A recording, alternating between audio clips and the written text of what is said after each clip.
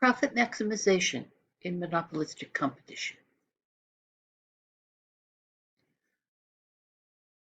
Okay, we've been talking about this model of monopolistic competition where you have similar but differentiated products, all of which are mini monopolies in their own market. To understand the profit maximization problem, let's take a real world example, the market for cola flavored beverages. So we'll take a case where we started out with only one firm producing a market where entry is relatively easy. And the example is Coca-Cola, which was the original cola flavored beverage. So Coca-Cola started marketing this beverage in the 1880s. Basically, pharmacies at this time had soda fountains where people would go and consume food and beverages. And he came up with this idea for a beverage that was flavored by cola nuts, um, and started marketing it in 1886. It quickly became very successful through advertising, and the company went through various types of investments and was owned by various people. But eventually, by 1900, it was a major company that had bottling plants and was selling nationwide.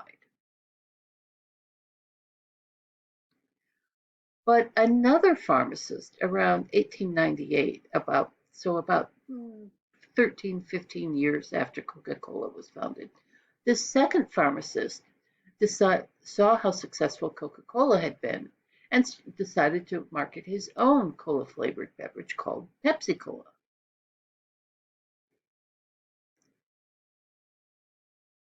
So let's take a look at this story about Coke and Pepsi, which we all know have gone on to bigger and better things, both corporations.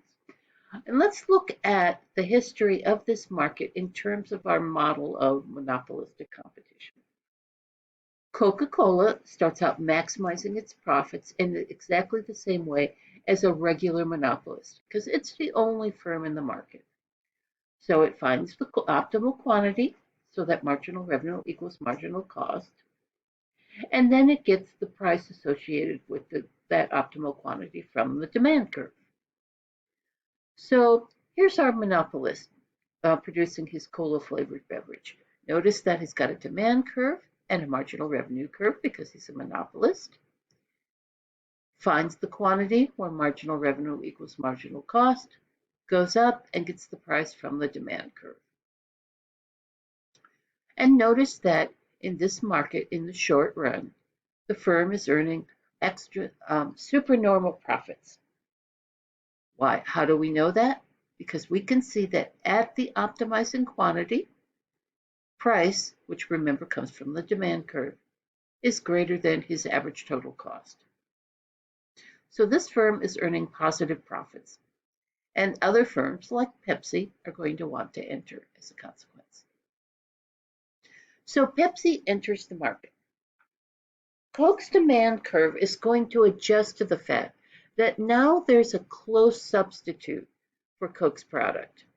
So two things happen. The first thing is the demand curve shifts back. It decreases. Now remember, we're talking about the demand curve for Coke here, not the demand curve for cola flavored beverage. So Coke's demand curve shifts back, and it also gets a little flatter. I'll kind of show you here, flipping back and forth. This was the original demand curve. This is what it looks like now. It gets a little flatter, that is more elastic, because Coke now has a substitute. Its customers can choose whether they want to buy Pepsi or not. So Coke's demand curve has changed when Pepsi enters the market. We can kind of think of this as the intermediate route in this market. In the long run, other cola-flavored beverages might enter, or close substitutes for other forms of soft drinks that people might buy, for example. And some of them even caffeinated, like Coca-Cola and Pepsi. So as these other beverages enter the market, the same process happens for both Coke and Pepsi. Their demand curves shift back and get more elastic. And eventually, you're going to end up with a demand curve where at the optimal quantity, which I didn't draw very well here, you're going to have at the optimal quantity, you have a price such that the demand curve is now tangent to average total cost. That means that all the firms in this industry are earning zero economic profits. Remember, that means they're just earning average profits compared with the rest of the market because we include amongst our costs the opportunity cost of being in some other line of business. So essentially, in the long run, enough firms have entered so that the demand curve for Coca-Cola has adjusted to the point where it's earning average profits compared to the rest of the economy. But notice that this isn't as good as in perfect competition. In perfect competition, firms would enter until you ended up at the bottom of the average total cost curve. But that isn't necessarily going to happen in monopolistic competition. You're just going to end up with some tangency point there. Why? Because these firms are not perfect substitutes for each other, or rather, they don't produce goods that are perfect substitutes for each other. So you don't have a flat demand curve, which you would need in order to be tangent to the bottom of the average total cost curve. Okay, so in the long run, monopolistic competition reaches a market structure where everyone's earning average profits, but you're not at the bottom of the average total cost curve, so you're not at a long run equilibrium where we've reached maximum efficiency. Okay, so let's take some observations about this particular market structure. The first and most important is that monopolistic competition is one of the most common market structures. Notice I began this lecture with a picture from a supermarket. The supermarket is full of products that compete against each other in monopolistic competition, just like this idea of Coke and Pepsi. So the market for cornflakes, we have multiple brands of cornflakes all competing against each other, or even you could think of it as the market for breakfast cereals, where you have cornflakes, you have bran flakes, and you have Cheerios, and you have all your different types of products that are all competing against each other, all somewhat differentiated, and but also competing in the same market. So monopolistic competition is incredibly common, and that makes sense because you can see that this is a much more realistic way of describing a market than in perfect competition or monopoly that we worked with earlier in the chapter. Now, in some markets, so many firms enter that it begins to look pretty close to perfect competition. In fact, you can almost think of perfect competition as an extreme case of monopolistic competition, where so many firms enter that you can't tell the difference between the products anymore, and everyone is essentially earning normal profits. You could think of markets for things like milk or eggs here, where yes, there are different brands of milk, but we really don't pay that much attention to the brand when we pick it up off the supermarket shelf. We probably go for the one that's cheapest.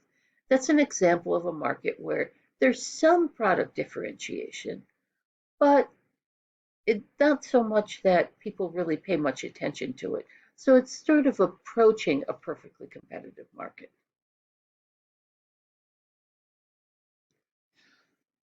But sometimes there are firms that manage to be in a market where it's impossible for other firms to enter, to keep entering even if the firm is earning supernormal profits. For example, you can think of the hotel market that way. There's only so much space for downtown hotels, so only so many hotels can enter that market. Now you can have a hotel on the edge of town, which is sort of a competitor for the downtown hotels. People have to stay there if there's no room in the downtown hotels. But they're not a perfect substitute, and you won't be able to achieve entry until you reach the point where there are so many different firms with so many different hotels that essentially you can't tell the difference between them anymore.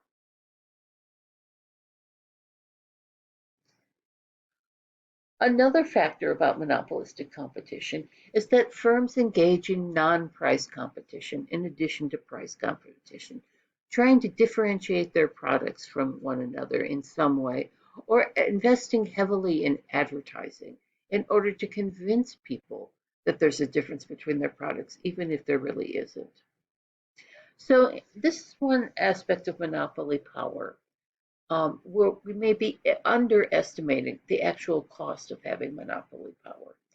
In addition to the cost of production, we have to think about the cost of all that advertising that you're trying to use in order to make your product different from other products. On the other hand, consumers benefit from product differentiation in ways that we haven't represented in this model.